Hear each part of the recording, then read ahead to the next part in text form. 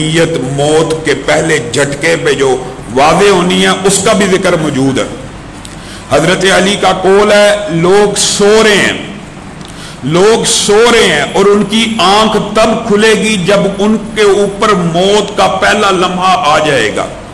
ابھی لوگ سارے کے سارے سو رہے ہیں، حقیقت میں آنکھ تب کھلنی ہے جب موت کا پہلا جھٹکا آنا ہے، اور اس وقت ہر مرنے والے کے یہ جو الفاظ ہیں اللہ رب العزت جو خسارے اور گھاٹے کے اندر ہوگا، ظاہر ہے ادھر سے آنکھ بند ہوئی، ادھر سے برائی کے فرشتوں کو دیکھ رہا ہوگا، ادھر سے اس کو اپنے انجام کا پتہ لگ رہا ہوگا، تو اللہ رب العزت نے وہ کفیت بندہ مومن کی بیان کی ہے وَأَنفِقُوا مِمَّا رَزَقْنَاكُم مِّن قَبْلِ أَن يَأْتِيَ أَحَدَكُمُ الْمَوْتُ فَيَقُولَ رَبِّي لَوْلَا أَخَّرْتَنِي إِلَىٰ أَجَلٍ قَرِيبٍ۔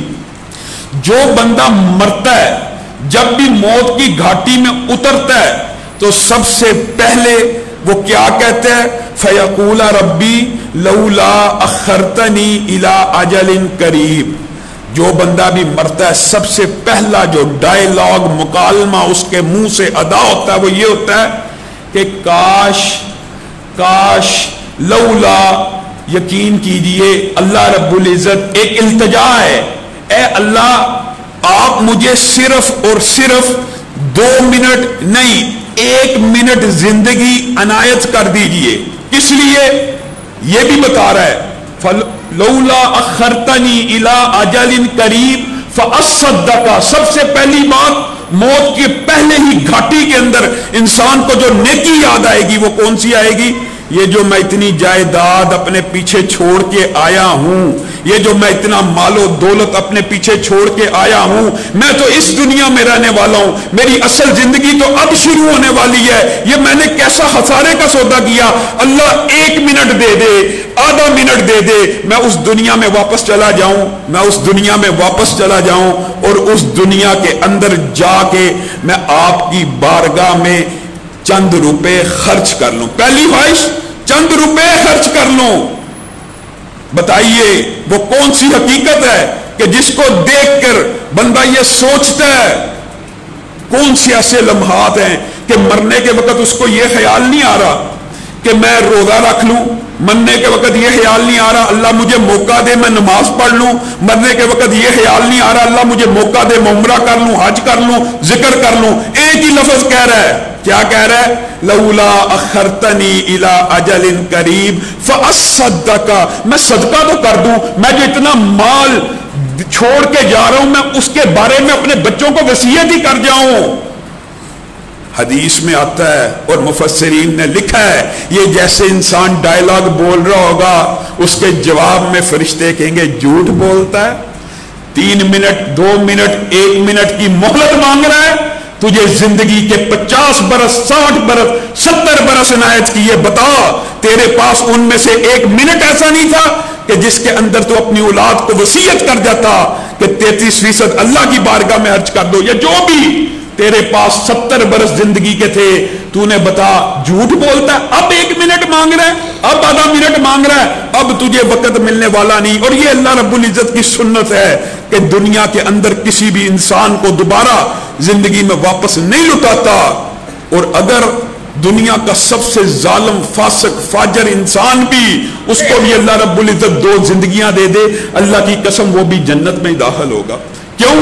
ابھی فرعون کے اوپر آخری لمحات ہیں، وہ بھی یہ کہہ رہا ہے کہ میں موسیٰ اور ہارون کے رب پہ ایمان لے کے آ رہا ہوں۔ فرعون، میں اور آپ بہرحال فرعون کی ظلمت سے بہت ہی پست ہیں، وہ بندہ جو کائنات کے اندر 400 برس تک حاکم رہا، ظلم کرتا رہا، وہ کہہ رہا ہے کہ اللہ تعالیٰ میں موسیٰ اور ہارون کے رب پہ ایمان لے کے آتا ہوں۔ اللہ کسی بندے کو دوبارہ اس دنیا میں آنے کا موقع نہیں دیتا۔ ہاں دنیا میں عالم بھی بھیجے، مبلغ بھی بھیجے، رسول بھی بھیجے، ہر چیز بھیج دی، بتلا دیا کہ ان کو خبر کر دو موت سے پہلے ہی اپنا کام تیار رکھیں، اپنا مال تیار رکھیں۔ اس وادی میں اتر کے انسان یہ خواہش کرے میں واپس آ جاؤں پھر انفاق فی سبیل اللہ کروں، یہ ممکن نہیں ہے۔ اب موقع ہے، اب وقت ہے، اللہ کی بارگاہ میں جو خرچ کرنا کر دو۔ ایک حدیث انفاق فی سبیل اللہ کی اہمیت کے اوپر کتنی عظیم ہے، اور اس کے اندر ایک عبرت بھی ہے. کیا؟ زنا کی سنگینی کے حوالے سے اس حدیث کے اندر بہت بڑی عبرت ہے. لیکن انفاق فی سبیل اللہ کی برکت بھی اس حدیث میں مذکور ہے. ایک عابد ہوا کرتا تھا، 60 برس اس نے اللہ رب العزت کی عبادت کی، تنہا گوشہ نشینی، جو ان کا طرز عمل تھا کہ لمبے لمبے اللہ کو سجدے کرتے. 60 برس اللہ رب العزت کی عبادت ہی کرتا رہا. 60 برس بعد اپنے اعتکاف کو ختم کر کے خیمے سے باہر نکلتا ہے. شیطان پھندا لگائے کھڑا ہے اور ابلیس نیک لوگوں کے اوپر پھندا لگائے کھڑا ہوتا ہے. باہر خوبصورت نوجوان دوشیزہ کھڑی ہے. یہ 60 برس حجرہ نشین رہا، خوبصورت عورت کو دیکھ کے بہک گیا، اس کے ساتھ برائی میں مبتلا ہو گیا. برائی میں مبتلا ہو جانے کے بعد افسوس ہوا، غم ہوا. نیک تو تھا کہ 60 سال عبادت کی، یہ میں نے کیا کر دیا. دل مردہ ہے، دل میں اضطراب ہے، دل میں بے چینی ہے. ابھی توبہ نہیں کی، ابھی توبہ نہیں کی. ایک مانگنے والا آتا ہے، صدا دیتا ہے، بھوکا ہوں، کچھ ہے تو عنایت کر دے. یہ غم میں ہے، یہ پریشان ہے، یہ بے چین ہے. کہتا ہے میرے پاس روٹی کے یہی 2 ٹکڑے ہیں، تو لے جا کھا لے. اب وہ ابھی روٹی کے 2 ٹکڑے دیتا ہے، اوپر سے اللہ کا پیغام اجل آ جاتا ہے. یہیں پہ اس کی روح کو قبض کر لیا جاتا ہے. صحیح حدیث کے الفاظ ہیں، کل قیامت کے دن اتنا ڈرانے والا باب یہ ہے کہ اس کے نامہ اعمال کے اندر 60 سال کی ریاضت کو رکھا جائے گا، 60 سال کی عبادت کو رکھا جائے گا، 60 سال خالص اللہ کی رضا میں سجدے کرتا رہا، رکوع کرتا رہا، ذکر اذکار کرتا رہا. ایک پلڑے میں ایک وقت کا زنا رکھا جائے گا. حدیث کے الفاظ ہیں، زنا کا پلڑا بھاری ہو جائے گا، نیکیاں ہلکی ہو جائیں گی، نیکیاں اتنی ہلکی ہوں گی کہ دوسرا پلڑا نگاہوں سے اوجھل ہو جائے گا. پھر کیا ہوگا؟ حدیث کے الفاظ ہیں، جس وقت یہ بندہ سمجھے گا اب میں مارا گیا، اب میرا بیڑا غرق ہو گیا، روٹی کے 2 چھوٹے چھوٹے ٹکڑے نیکی کے پلڑے میں ڈالے جائیں گے جو زنا کو ہلکا کر کے رکھ دیں گے. نیک بندہ تھا، دل میں اضطراب تھا، پریشانی تھی، لیکن انفاق فی سبیل اللہ اس وقت کیا. اسی لیے آج صبح جمعے میں آپ کے سامنے یہ مقدمہ رکھا، خذ من اموالہم صدقہ. اللہ کے نبی کو اللہ رب العزت نے جو حکم دیا ہے، ان سے صدقہ اور خیرات کو وصول کرو. کس وجہ سے؟ تاکہ ان کے گناہ معاف ہو جائیں. صدقہ گناہوں کو معاف کرتا ہے، اور صدقہ کئی مرتبہ انسان کے اوپر آزمائش بھی اللہ رب العزت کی آتی ہے. جیسے قاضی ایاز کا واقعہ صبح آپ کے سامنے رکھا تھا، اسی طرح حدیث میں بھی ایک واقعہ آتا ہے، مشہور واقعہ ہے. 3 بندوں کی آزمائش ہوئی، کوڑے کی آزمائش ہوئی، گنجے کی آزمائش ہوئی، نابینا کی آزمائش ہوئی. کوڑی کے پاس فرشتہ انسانی روپ میں آتا ہے، تجھے کیا چیز محبوب ہے؟ لوگ مجھ سے نفرت کرتے ہیں، بیمار ہوں، میرے قریب کوئی نہیں آتا. ہاتھ پھیرتا ہے، شفا مل جاتی ہے. کون سا مال اچھا لگتا ہے؟ مجھے اونٹنی بڑی پسند ہے، جو دودھ دیتی ہو، بچے دیتی ہو، اس کو اونٹنی عنایت کرتا ہے. گنجے کے پاس جاتا ہے، صحیح حدیث کے الفاظ ہے، اس کو بال چر کی بیماری ہے، جسم کے اوپر، چہرے کے اوپر، سر کے اوپر کوئی بال ہی نہیں ہے. تجھے کیا اچھا لگتا ہے؟ مجھے لگتا ہے میں خوبصورت لگوں، مزین لگوں، میرے سر پہ بھی بال ہو، لوگ مجھ سے نفرت کرتے ہیں. اچھا تجھے کون سا مال پسند ہے؟ مجھے گائے پسند ہے، ایسی جو دودھ دیتی ہو، بچے دیتی ہو. اس کو بھی فرشتے نے ہاتھ پھیرا، اللہ کی طرف سے شفا ملی، گائے عطا کی. نبینا کے پاس پہنچا، تجھے کیا اچھا لگتا ہے؟ میری 2 آنکھیں تھی، اللہ رب العزت نے مجھ سے چھین لی ہیں، اب میں دیکھ نہیں پاتا، دنیا کی رعنائیاں، دنیا کی نعمتیں میرے سامنے ہیچ ہو گئی ہیں، مجھے کوئی پتہ ہی نہیں چلتا. میری نظر میں آنکھوں سے بڑی نعمت کوئی نہیں ہے. اور اللہ کی قسم میں آپ کو یہ بات بتلا دوں، آنکھوں کی بات نہیں ہے، انسانی جسم کے اندر ہر عضو اتنا قیمتی ہے، اور اللہ رب العزت نے اتنی عمدگی سے ڈیزائن کیا ہے.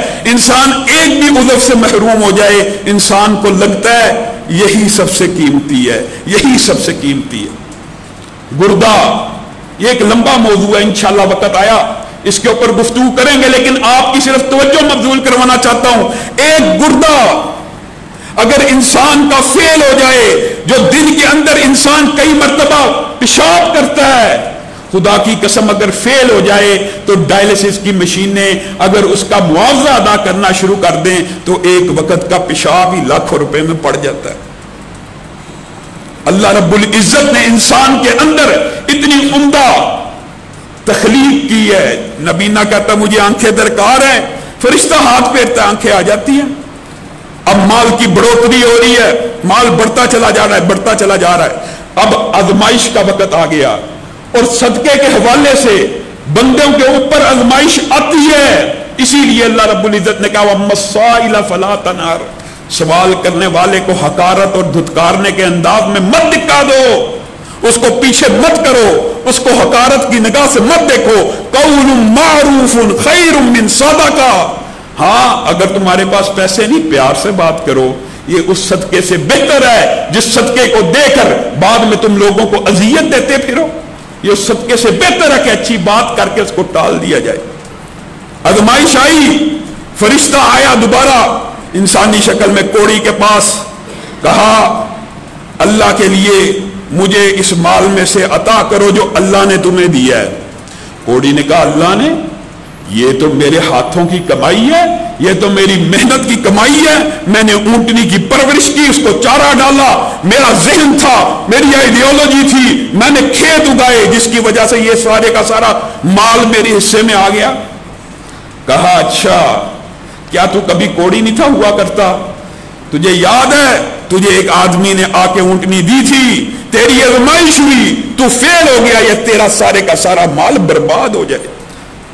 اسی طرح گنجے کے پاس گیا، گنجے نے بھی یہی جواب دیا، یہ تو میرے ہاتھوں کی کمائی ہے، بچے پیدا کرنا، بچوں کی بڑھوتری کرنا، ان ریوڑوں کی خدمت کرنا، یہ تو میں نے محنت کی ہے جس کی وجہ سے اتنے جانور پیدا ہو گئے۔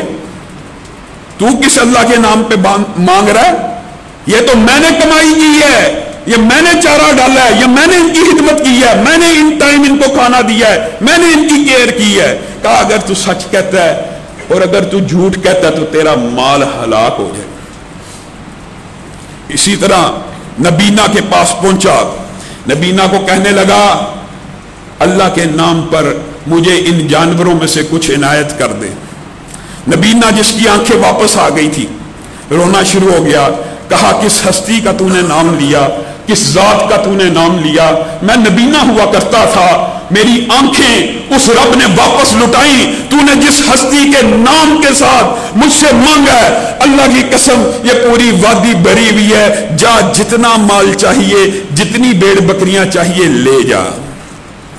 فرشتہ آزمانے کے لیے بعض روایات میں آتا ہے پوری کی پوری وادی لے کر نکل پڑا، اس نبینا کے ماتھے کے اوپر بل بھی نہ آیا، لیکن پھر واپس آیا، کہا تم تینوں کے اوپر آزمائش آئی تھی، تمہارے 2 بھائی فیل ہو گئے، تم کامیاب ہو گئے، اللہ تمہیں اس مال میں برکت دے۔ یہ ایک وادی نہیں، یہ وادیاں بڑھتی چلی جائیں گی۔ لوگوں یہ جو بخل ہوتا ہے، نبی کریم صلی اللہ علیہ وسلم نے کہا یہ جو کنجوسی ہوتی ہے، یہ جو مال کی ہرس ہوتی ہے، یہ بندے کے اندر، نبی کریم کہہ رہے ہیں ان سے زیادہ سچی بات کسی کی نہیں۔ اور کوئی بندہ ہو سکتا ہے اللہ کی وجہ سے اس نعمت کا اس کے اندر ادراک اور شعور ہو اور وہ اس طرح کا بخیل نہ ہو، لیکن یہ انسان کی فطرت ہے۔ نبی کریم نے کہا اگر ایک وادی بھی اس کے پاس سونا ہونا وہ خواہش کرے گا دوسری وادی بھی ہونی چاہیے، 2 وادیاں ہوں وہ خواہش کرے گا تیسری وادی بھی ہونی چاہیے، 3 وادیاں ہوں وہ مزید اپنے مال کو بڑھانے کی سوچتا رہے گا۔ ہاں لیکن اس کا جو پیٹ ہے وہ قبر میں ہی جا کے بھرے گا، اور قبر کی مٹی واحد چیز ہے جو انسان کا پیٹ بھر کے رکھ دے گی، اس کے علاوہ کوئی چیز نہیں بھر سکتی۔ نبی کریم صلی اللہ علیہ وسلم امی عائشہ کو کیسی نصیحت کر رہے ہیں، عائشہ گھر میں کچھ باقی ہے، ہاں ایک دستی بکری کی باقی ہے، نبی کریم صلی اللہ علیہ وسلم کو پسند تھی، آپ دستی کا گوشت کھایا کرتے تھے، حضرت عائشہ نے پیار اور محبت کے ساتھ اپنے حامد کے لیے رکھی ہوئی ہے۔ نبی کریم تبلیغ کیسے کر رہے ہیں، عائشہ یہ دستی ہی باقی نہیں ہے، باقی پورے کا پورا مال اللہ کے ہاں باقی ہے، پوری بکری آئی تھی جو تو نے اللہ کے راہ میں دے دی وہ تو باقی ہے، کل قیامت کے دن ہمارے سامنے کھڑی ہوگی، یہ جو دستی تو نے رکھی ہے نا عائشہ صرف یہ باقی نہیں ہے۔ میرے بھائیوں، انفاق فی سبیل اللہ کے مختلف مدارج ہیں، مختلف سٹیجز ہیں. جیسے صبح آپ کے سامنے رکھا، سب سے پہلا صدقے کا، خیرات کا، زکوٰۃ کا، انفاق کا حق کس کا ہے؟ رشتہ دار کا، قریبی رشتہ دار کا. اگر کوئی غریب ہے، مستحق زکوٰۃ ہے، آپ کے سامنے. یہ نہیں مولویوں ایسی بات کہ نہیں جی مدرسے کو پہلے دے دیں. ہرگز نہیں. بات جو حق ہے آپ کو بتلا رہا ہوں. سب سے پہلا حق قریبی رشتہ داروں کا ہی ہے. جو غریب ہیں سب سے پہلے آپ نے ان کو دینا ہے. دوسرا حق ان دین کے اداروں کا ہے، ان تعلیم کے اداروں کا ہے، ان حفاظ قرآن کا ہے جو دین کا علم حاصل کرتے ہیں، چاہے دنیا کا علم بھی حاصل کریں. یہ اتنے عظیم لوگ ہوتے ہیں، ان کے پاؤں کے نیچے فرشتے اپنے پروں کو بچھاتے ہیں. آپ بتائیے اس سے بہتر قریبی رشتہ داروں کے بعد سب سے بہتر صدقہ دین کے ادارے اور مسجدیں بنانا ہے. نبی کریم صلی اللہ علیہ وسلم نے خود فرمایا ہے، جو اللہ کی بارگاہ میں من بنا للہ مسجدہ، جو اللہ کے لیے مسجد بناتا ہے، اللہ جنت میں کیا بناتا ہے؟ اس کے لیے گھر بناتا ہے. کون سی جنت میں؟ گھر بناتا ہے، گھر. اور حدیث کے الفاظ کے ہیں، جنت کے اندر 1 گز زمین، اس کی قیمت اتنی ہے کہ زمین اور آسمان کے اندر آپ کو پتا کتنی کہکشائیں، ستارے، زمین کے اندر ہیرے جواہرات، سونا چاندی، کیا کیا معدنیات نہیں ہیں. نبی کریم صلی اللہ علیہ وسلم نے فرمایا جنت کے اندر 1 گز زمین کی قیمت اگر اس کائنات سے کوئی ادا کرنا چاہے، پوری کائنات کے خزانے جمع ہو جائیں، اس 1 گز کی قیمت کو ادا نہیں کر سکتے. اور 1 گز کی بات نہیں، حدیث کے اندر آپ کو ادراک اور شعور اور اہمیت کا احساس دلوایا ہے کہ ایک مسجد بنانے سے جس جنت میں گھر بنتا ہے، اس جنت کے اندر 1 ہاتھ زمین کی قیمت بھی پوری دنیا کے خزانے ادا نہیں کر سکتے. بات اتنی بھی ہونا کافی ہے، لیکن نہیں، اللہ کی قسم آپ کے شعور اور ادراک کو ٹھوکر لگائی جا رہی ہے. کیا؟ جنت کے اندر ناخن کے برابر زمین، ناخن کے برابر زمین اگر کوئی خریدنا چاہے، بارگیننگ کرنا چاہے، زمین و آسمان کے سارے خزانے خرچ کر دے، وہ جنت کے 1 ناخن کے برابر زمین کے اوپر نعمتوں کی اتنی برکھا ہوگی کہ پوری کائنات کے خزانے اس جگہ کو خرید ہی نہیں سکتے. آپ بتلائیے، انفاق فی سبیل اللہ کے اندر مساجد، مدارس کو بنانا اتنا بڑا اجر و ثواب ہے کہ نبی کریم صلی اللہ علیہ وسلم نے ارشاد فرمایا 1 انڈے کے برابر. دیکھیے انڈے کے برابر مسجد ہوتی ہے؟ انڈے کے برابر ہو سکتی ہے مسجد؟ ایک بندہ نماز بھی نہ پڑھ سکے. لیکن حدیث میں اہمیت بیان کی جا رہی ہے کہ اگر زمین کا ٹکڑا خریدا جا رہا ہے، اس کے اندر آپ کی مالیت 1 انڈے کے برابر بھی ہے، تو اس کے بدلے اللہ رب العزت آپ کو جنت میں گھر دے دے گا. آپ بتلائیے. اس کے بعد یتیموں، بیواؤں اور مسکینوں کا حق ہے. کتنا بڑا حق ہے. نبی کریم صلی اللہ علیہ وسلم نے ارشاد فرمایا جو یتیم کی کفالت کرتا ہے، کل قیامت کے دن میں اس کو گارنٹی دیتا ہوں میرے ساتھ ایسے کھڑا ہوگا. بتائیے چھوٹا اجر و ثواب ہے. جو یتیموں اور مسکینوں کی، بیواؤں کی کفالت کے اندر بھاگ دوڑ کرتا ہے، اس کا کیا مطلب؟ کوئی ادارہ بنایا ہوا ہے یتیم بچے پڑھے، کوئی ادارہ بنایا ہوا ہے بیواؤں کو صدقہ جا رہا ہے، کوئی ادارہ بنایا ہوا ہے بیواؤں کی شادی کا خرچہ، یا جو طلاق یافتہ عورتیں ان کی شادی بیاہ کا خرچہ چل رہا ہے، مساکین کے ساتھ تعاون ہو رہا ہے، کھانا کھلایا جا رہا ہے. ایسا ادارہ بنانے والا، اس کے لیے باغ دوڑ کرنے والا، چاہے اس کے لیے چندہ ہی مانگ رہا ہو، چاہے جیب سے پیسہ خرچ کر رہا ہو، محدثین نے لکھا سارے کے سارے افراد اس میں شامل ہیں. باغ دوڑ کے اندر انتظام کرنے والا، پیسے دینے والا، ان کے لیے دسترخوان بچھانے والا، ان کے لیے چیزیں ارینج کرنے والا، ان کے لیے کپڑے ارینج کرنے والا. اس کی فضیلت کیا ہے؟ صحیح حدیث کے الفاظ ہیں جو بیواؤں، مسکینوں، یتیموں کے لیے باغ دوڑ کرتا ہے وہ رات کے تہجد گزار اور دن کے روزہ دار سے آگے نکل جاتا ہے. بتائیے یہ کس طرح حاصل ہوتا ہے؟ انفاق فی سبیل اللہ، اس کی اہمیت اس قدر زیادہ ہے. اس کے علاوہ مؤلفۃ القلوب بھی ہیں. بعض ایسے لوگ جن کو آپ سمجھتے ہیں چاہے غیر مسلم ہیں کہ یہ لوگ اگر ہم ان کے اوپر پیسہ خرچ کریں گے اسلام کو قبول کر دیں گے، ان کے اوپر پیسہ لگ سکتا ہے.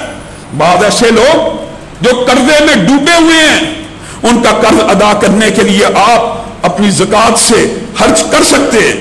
اور وہ سوال جو ساتھی بار بار پوچھتے ہیں، بڑا آسان جواب ہے، جو گھر آپ نے کرائے پہ دیا ہوا ہے اس کے کرائے پہ زکات ہے، جو گھر آپ نے کرائے پہ دیا ہوا ہے اس کے کرائے پہ زکات ہے، جو 1 سال کا کرایہ بنتا ہے اگر آپ کے پاس بچتا ہے سارے کا سارا تو سارے کے سارے پہ زکات ہے، جو مشین ہے اس مشین کی مالیت کی بجائے اس مشین کی آمدنی پہ زکات ہے، جو گھر آپ کے رہنے کا ہے، آپ نے اپنی ذات کے لیے 1 2 3 گھر بنائے ہیں ان وہ زکات سے مستثنا ہیں، لیکن جو پلاٹ اور گھر اس نیت سے خریدا گیا ہے کہ اس کی قیمت بڑھے گی، چاہے میرے بچوں کے کام آئے، چاہے یہ سوچ کے خریدا جائے میں بیٹیوں کی شادی اس سے کروں گا، ہر وہ گھر پلاٹ جو اس نیت پہ لیا جائے گا کہ میں اس کو بیچ دوں گا بس وہ مال تجارت ہے، اس کے اوپر ہر سال زکات کو ادا کرنا ہوگا۔ انگوٹھی ذاتی استعمال کی ہیرے کی 1 ہے 2 ہے 3 ہے زکات سے مستثنا ہے، پتھر کے اوپر زکات نہیں ہے، چاہے انگوٹھی کی قیمت کروڑ روپے ہی کیوں نہ ہو، اپنی ذات کے لیے اگر خریدی گئی ہے، پہننے کے لیے خریدی گئی ہے، وہ زکات سے مستثنا ہے، اس کے اوپر زکات نہیں لگتی۔ لیکن مال سیو کیا جا رہا ہے، یہ ہیروں پہ زکات نہیں، علامہ صاحب نے مولوی صاحب نے مسئلہ بیان کر دیا ہے، اب میں سیونگ ہیروں کے اندر کروں گا، یہ ہیلا نہیں چلتا۔ صرف ذات کے لیے جو تو نے انگوٹھی بنائی ہے اس کے اوپر زکات نہیں ہے، لیکن اگر سیونگ کے لیے ہیرے اکٹھے کرتا ہے سب کے اوپر زکات ہے۔ اللہ رب العزت ہمیں زکات ادا کرنے کی، صدقہ و خیرات کرنے کی